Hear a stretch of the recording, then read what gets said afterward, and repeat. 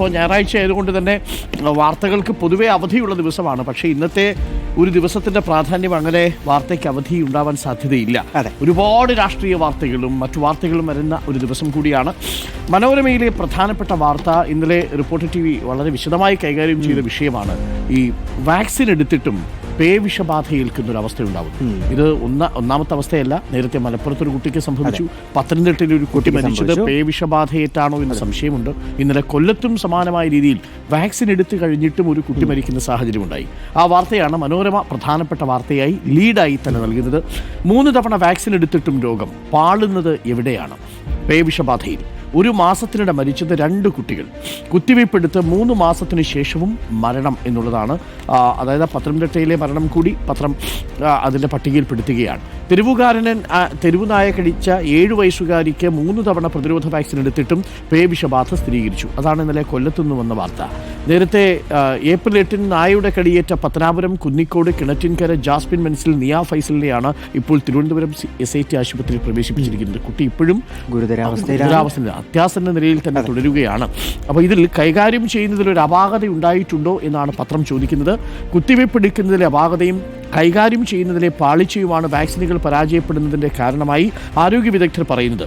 വാക്സിനും ഇമ്മ്യൂണോഗ്ലോബുലിനും 3 വർഷം കാലാവധിയുണ്ടെങ്കിലും അവ 2 മുതൽ 6 ഡിഗ്രി സെൽഷ്യസ് വരെ താപനിലയിൽ സൂക്ഷിക്കണം. ജനറേറ്റർ സൗകര്യമില്ലാത്ത ആശുപത്രിയിൽ ഇവ സൂക്ഷിച്ചാൽ വൈദ്യുതി നിലയ്ക്കുമ്പോൾ അതിൻ്റെ ഗുണം നഷ്ടപ്പെടും. അത്തരം കാര്യങ്ങളുണ്ട്. അത് ഗൗരവമായി പരിശോധിക്കേണ്ടതാണ്. ഇത്തരം ആശുപത്രികളിൽ ജനറേറ്റർ സംവിധാനം ഇല്ലാതിരുന്നോ? ഇത്തരം ആശുപത്രികളിൽ സൂക്ഷിച്ചിരുന്ന വാക്സിന് വേണ്ടത്ര താപനില ഒരുക്കാൻ കഴിഞ്ഞില്ല? ഇക്കാര്യങ്ങളൊക്കെ പരിശോധിക്കപ്പെടേണ്ട വിഷയം തന്നെയാണ്. മാതൃഭൂമിയിൽ എന്താ ലീഡിന്റെ അല്ല, ഇപ്പോൾ ഈ വിഷബാധയുടെ കാര്യം പറഞ്ഞപ്പോഴാണ് അത് വിഷബാധയല്ല, ഏത് പാമ്പ് കടിച്ചാലും വിഷയേൽക്കാത്തൊരു മനുഷ്യനെ കുറിച്ചുള്ള ഒരു വാർത്ത ഇന്നത്തെ മാതൃഭൂമിയിലുണ്ട്. അത് ഫ്രീഡിന്റെ രക്തം ഒറ്റമൂലി എന്നുള്ള തലക്കെട്ടോട് കൂടിയിട്ടാണ്. അതൊരു കൗതുകമായിട്ടുള്ള വാർത്ത ആയതുകൊണ്ടാണ് ഞാൻ പെട്ടെന്ന് വിഷബാധയുടെ വാർത്ത പറഞ്ഞുകൊണ്ട്. അതായത് കൊടും വിഷം ചുറ്റുന്ന ഏത് പാമ്പിന്റെയും കടിയേറ്റുണ്ടാകുന്ന വിഷബാധയിൽ നിന്ന് രക്ഷപ്പെടാനുള്ള ആന്റിവെനം അമേരിക്കക്കാരൻ ടിം ഫ്രീഡിന്റെ ശരീരത്തിലുണ്ട്. 18 വർഷം എടുത്ത് സ്വയം നടത്തിയ പരീക്ഷണത്തിലൂടെ സ്വന്തം രക്തത്തെ അങ്ങനെയാക്കി എടുത്തതാണ് ഫ്രീഡ്. നമ്മൾ മലയാളികളുടെ പല രക്തത്തിലും ഇതുണ്ട്. അതുകൊണ്ടാണ് ചില കൊടും വിഷമൊന്നും പലതവണ കഴിച്ചിട്ടൊക്കെ പോയിട്ടും ആ കൊടും വിഷമൊന്നും ഏറ്റിട്ടില്ല. ടിം ഫ്രീഡിന്റെ രക്തം പോലെ കേരളത്തിലുമുണ്ട് അങ്ങനെ ചില ആളുകൾ. അപ്പോൾ അതൊരു സംഭവമാണ് അല്ലേ? അപ്പോൾ മാതൃഭൂമിയുടെ ലീഡിലേക്ക് വരികയാണെങ്കിൽ കോഴിക്കോട് മെഡിക്കൽ കോളേജിലെ പൊട്ടിത്തെറി മരണകാരണം പുക ശ്വസിച്ചതല്ല എന്നുള്ളതാണ് ആ റിപ്പോർട്ടാണ് നൽകുന്നത്. ആ വാർത്തയും ഇന്ന് വലിയ പ്രാധാന്യത്തോടുകൂടി മനോരമ നൽകുന്നുണ്ട്. ഹൃദയാഘാതം എന്ന് പോസ്റ്റ്മോർട്ടം റിപ്പോർട്ട്, മരണം അപകടത്തിന് ശേഷമെന്ന് ബന്ധുക്കൾ പറയുന്നു എന്നുള്ളതാണ് ലീഡാക്കി നൽകിയിരിക്കുന്നത്. മെഡിക്കൽ കോളേജിലെ പൊട്ടിത്തെറിയിൽ ത്രിതല അന്വേഷണം നടക്കുന്നു എന്ന വാർത്തയും വളരെ ഗൗരവത്തോടുകൂടി പത്രം ആദ്യ പേജിൽ പ്രസിദ്ധീകരിക്കുന്നു. ദേശാഭിമാനി ഒരു പ്രധാന ലീഡെന്ന് പറയുന്നത് തിരിച്ചടിച്ചിന്ത്യ ഇറക്കുമതി വിലക്കി. അതായത് നമ്മൾ വ്യാപാര മേഖലയിലേക്ക് കൂടി നമ്മളൊരു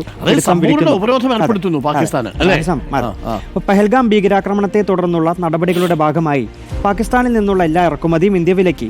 പാക് പതാകയുള്ള കപ്പലുകൾ ഇന്ത്യൻ തുറമുഖങ്ങളിൽ അടുക്കുന്നതിനും വിലക്കേർപ്പെടുത്തി. പാക് തുറമുഖങ്ങളിൽ ഇന്ത്യൻ കപ്പലുകളും അടുക്കില്ല. വ്യോമമാർഗവും കരമാർഗവും ഉള്ള തപാൽ പാഴ്സൽ വസ്തുക്കളുടെ കൈമാറ്റവും നിർത്തി. സമ്പൂർണ്ണ ഉപരോധമാണ്. പാകിസ്ഥാനെ സംബന്ധിച്ച് അത് വല്ലാത്തൊരു പ്രശ്നം ഉണ്ടാക്കുന്നത്. പാകിസ്ഥാനെ കൂടുതൽ സമ്മർദ്ദത്തിലാക്കുന്നത് നമ്മുടെ മിലിറ്ററി അറ്റാക്കിനേക്കാൾ നമ്മൾ സാമ്പത്തികമായി അവരെ ഉപരോധിച്ചു കഴിഞ്ഞാൽ പിടിച്ചു നിൽക്കാൻ കഴിയില്ല പാകിസ്ഥാൻ. ഇങ്ങനത്തെ ഒരു ഡിപ്ലോമാറ്റിക് സർജിക്കൽ സ്ട്രൈക്ക് ഉണ്ടായി.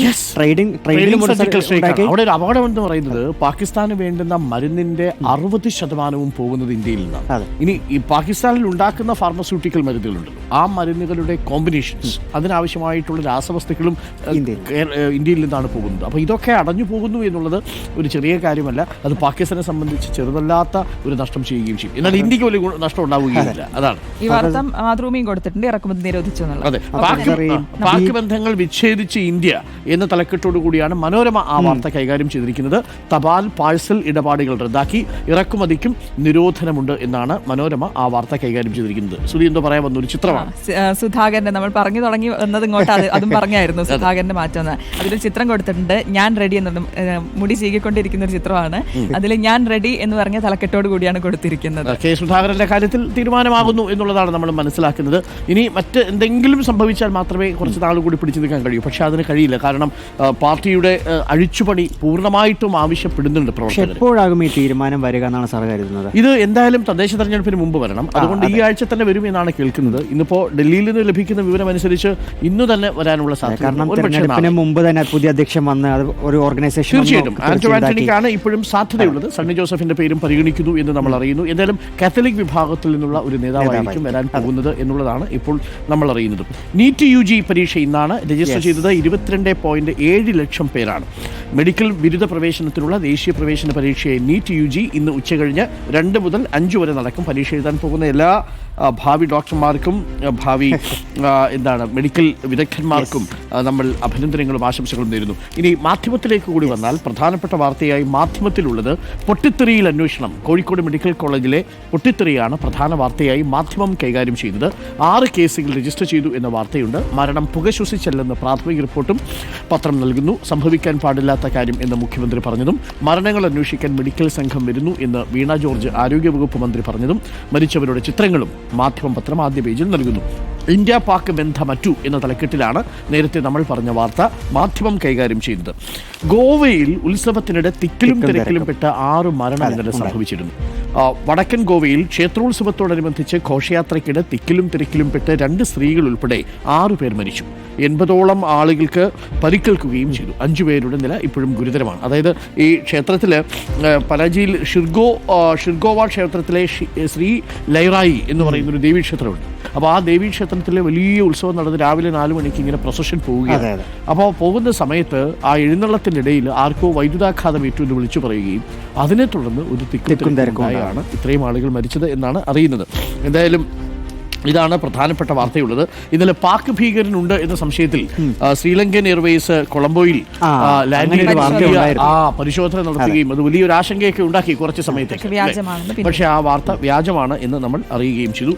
നമ്മൾ ഹിന്ദു പത്രത്തിന്റെ ആദ്യ പേജ് കൂടി നമുക്കൊന്ന് പരിശോധിക്കേണ്ടതുണ്ട്. ഹിന്ദു പത്രത്തിലെ ആദ്യ പേജിൽ 7 killed in stampede in Goa. നമ്മൾ നേരത്തെ പറഞ്ഞ വാർത്തയാണ് പ്രധാന വാർത്തയായി ദ ഹിന്ദു നൽകുന്നത്. India cuts trade postal port links വിത്ത് പാകിസ്ഥാൻ എന്ന വാർത്തയും പാകിസ്ഥാനുമായി ഇന്ത്യ നയതന്ത്ര സാമ്പത്തിക വ്യാപാര ബന്ധങ്ങൾ വിച്ഛേദിച്ചത് പ്രധാനപ്പെട്ട വാർത്തയായി ദ ഹിന്ദു ആദ്യ പേജിൽ കൊടുക്കുന്നു. Delhi steps up action against Islamabad after the Pahalgam terror attack. It bands direct or indirect import of all goods originating from Pakistan. പാകിസ്ഥാനിൽ നിന്നുള്ള എല്ലാ ചരക്കുകളുടെയും പൂർണ്ണമായിട്ടുള്ള ഇറക്കുമതി നമ്മൾ നിരോധിച്ചിരിക്കുന്നു. പകരം നമ്മൾ കയറ്റുമതിയും പൂർണ്ണമായും നിരോധിച്ചിരിക്കുകയാണ്. പാകിസ്ഥാനെ ആ അർത്ഥത്തിലൊക്കെ നമ്മൾ വരിഞ്ഞു മുറിക്കുകയാണ്. പാകിസ്ഥാൻ ആണെങ്കിൽ ആകെ ഭയന്നിരിക്കുകയാണ്. പല രാജ്യങ്ങളോട് പോയി പറയുകയാണ് ഇന്ത്യ ഇങ്ങനെ ആക്രമിക്കരുത്, നിങ്ങളൊന്ന് പറയേണ്ട അവസ്ഥയായി. അപ്പോൾ നമുക്ക് പ്രിയപ്പെട്ട പ്രേക്ഷകരെ ഇന്നത്തെ വാർത്തകളിലേക്ക് കടക്കേണ്ട സമയമായിരിക്കുന്നു. Thank you Shruti, thank you Roshni, ധന്യമായൊരു പ്രഭാതം സമ്മാനിച്ചത്. Have a good day. Thank U.